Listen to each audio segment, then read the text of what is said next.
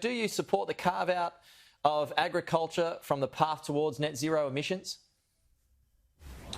Well, I want to see the whole economy carved out, Peter. I don't think we should sign up to this mythical target that will only harm the Australian economy. And so I suppose carving out agriculture is saying, well, it's okay to shut down 95% of our economy. We'll just protect the 5% in farming. I don't think this is the right idea because other countries aren't meeting their own targets. So why would we hamstring our own economy? And in particular, I'm particularly worried about the impact on farmers. They've borne the brunt of meeting our Kyoto targets. Unlike those other countries, we have met our Kyoto targets, but we've only done so because we've stripped property rights off farmers and stopped them from clearing their own land. I believe we've got to get back to developing our country, rebuilding our manufacturing industry, opening up new farming areas. Adopting this net zero policy is putting a ceiling on our economic growth and strength at the wrong time in the wrong place right now. National farmers have signed up to it, though. They're all for net zero emissions, and the meat industry is for net zero by 2030. So is it everyone else who's getting left behind? I disagree vehemently with the National Farmers Federation position. I've done so for months. I would say that AgForce Queensland, the representative body that represents graziers and other farmers here in Queensland, did not sign up to that target. So there is dispute within the farming sector. The NFF try to say, well, the beef sector's reduced its emissions by half, so we can do the other half at some time soon. The problem is that half, as I said, that the 50% reduction in beef sector emissions has come from stopping farmers developing their own land. They are also policies the NFF's against. The NFF is against those restrictions on land clearing, yet they're happy to accept the emissions reductions as a result of policies they don't like. Their own members hate, I know that. So I find their position completely incoherent. But I'm not a member of the NFF. In the Nationals Party, we've always been opposed to net zero emissions, particularly because we know this is just going to be a stalking horse for more red tape, more regulations on businesses that will especially affect farmers and those in regional communities with insecure work in factories or mines. You know, it's very easy for the laptop class to be sitting there working from home, trying to expect others to bear the brunt of their moral guilt.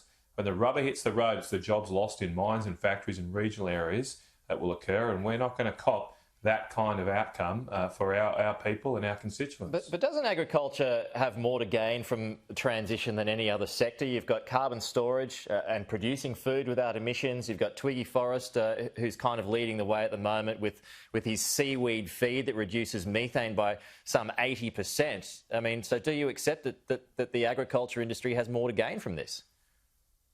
We've heard all this before. As I said, we heard the same things in the last 20 years, that Kyoto wouldn't hurt farmers, that there'd be all these wonderful, fantastic benefits. And, you know, as often with government promises, they sound good when they're emitted, so to speak, but they don't follow up on the delivery, particularly over decades. So I don't have the trust that those sort of things would actually withstand budgetary pressures and other things over many decades. It'll be farmers are left with the can while governments move on from their initial promises. I mean, to put this in context, the CSIRO 2 years ago, Peter, the CSIRO estimated that to meet net zero, we'd have to start with a carbon price of $30. It would grow to over $200 a tonne. Each cow emits 2,300 kilograms of CO2 a year. So even an average size cattle producer of 1,000 head would be up for 70 grand a year to start with, and then the bill would be rising. Now, that's the cost of doing these things, and someone's got to bear that cost. And now, so governments come along and say, we'll bear the cost for you, but I have no trust that would last over many decades. Okay, so you're not on board the path to net zero by 2050. Is there anything that would convince you to get on board? What part of the negotiations are you going to want, the Nat's going to want? Well, what negotiations? I mean, there's nothing on the table. As I said, we had a mandate at the last election to oppose net zero emissions. The Minister Taylor that came out opposed to it and criticised it, using those CSIRO numbers that I just mentioned to you. The Labor Party took a net zero emissions by 2050 target to the last election. They lost. We have a mandate not to implement that. So I'm sticking consistent with the election platform that the coalition government was elected on, if there's a change in policy, well, that certainly hasn't been presented to the joint party room or the Nationals party room that I'm a member of. Okay, what about this new development today? It's on the front page of the Australian. ANZ Bank has abandoned its coal export port in Newcastle because of its climate policy. What's your thoughts on that? Is that another example of big business moving in a certain direction, which is opposite of what you're saying? Well, there's no doubt it is. I mean, the big businesses and elite of this country, as I say, the laptop class in this country, are deserting the support for Australian workers and Australian small businesses that rely on this sort of infrastructure in regional areas. I mean, Newcastle's our biggest port by tonnes on the eastern seaboard, and for an Australian bank to walk away from our biggest port in the eastern seaboard just beggars belief. What's going on in this country that we're not supporting our own assets, our own infrastructure. This port is half owned by a Chinese investor.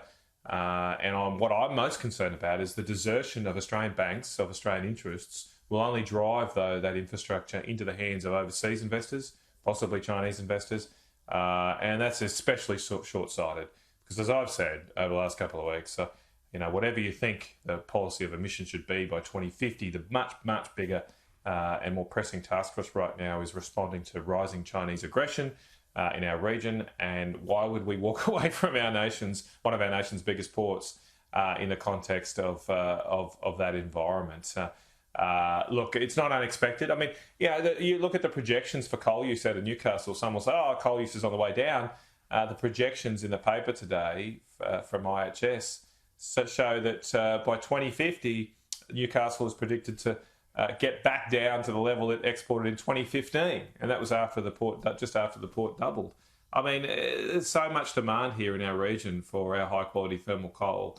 It's just such a shame that Australian banks won't back Australian businesses. Okay.